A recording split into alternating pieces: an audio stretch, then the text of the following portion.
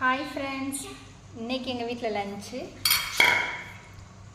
சுட சுட சோறு வச்சுக்கேன். ஃபஸ்ட்டு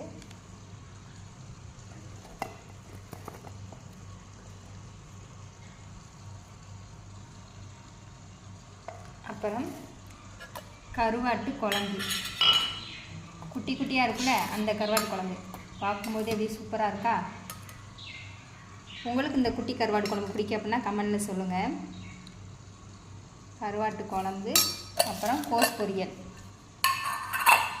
பொரியலுக்கு நான் தேங்காய் பூலாம் போட்டு பண்ணியிருக்கேன். இதான் இன்றைக்கி எங்கள் வீட்டில் லஞ்சு.